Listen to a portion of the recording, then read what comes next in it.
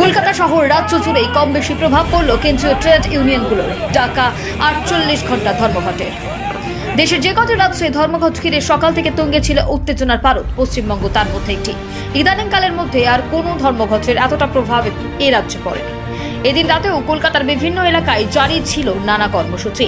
যাদবপুর ও Presidency বিশ্ববিদ্যালয়ে বিক্ষোভ মিছিল বের করেন পড়ুয়ারা।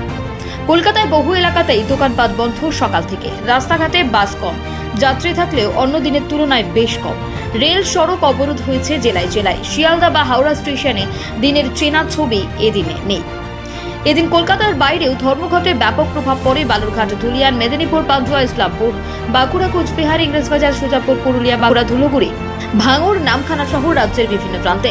বিভিন্ন জায়গায় ধর্মঘটের সঙ্গে ধস্তাধস্তি হয় পুলিশের। রাজ্যে বিক্ষিপ্ত গোলমালের মধ্যে ধর্মঘটের কড়া বার্তা দিয়ে মুখ্যমন্ত্রী মমতা বন্দ্যোপাধ্যায় বলেন, আন্দোলনের নামে গুন্ডামি বরদাস্ত করা হবে না। দেশের অর্থনৈতিক মন্দা, কর্মসংস্থানের বেহাল দশা, রাষ্ট্রায়ত্ত সংস্থা বন্ধের প্রতিবাদে কেন্দ্রীয় ট্রেড ইউনিয়নগুলো এই 48 ঘন্টা ধর্মঘট ডেকেছে।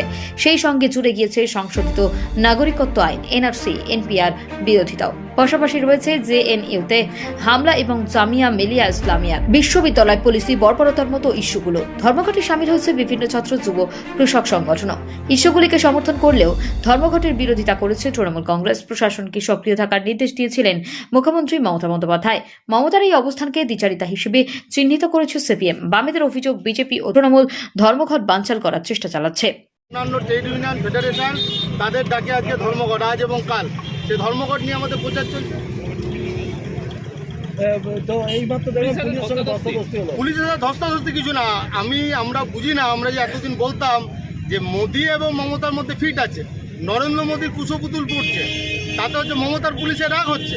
খালি তাই নয়, জীবন্ত দগ্ধ হয়ে গেল রামপুরহাটে মানুষ, 11 জন 12 জন কতজন হচ্ছে তার হিসাব কেউ জানে না।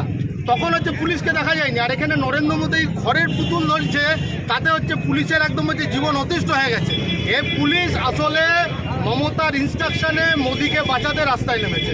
আর মোদীকে বাঁচাতে যদি রাস্তায় নামে মমতার পুলিশ, আমরা যা করার আমরা তাই করব। একজন পুলিশ আহত হয়েছে, ওসব নাটক।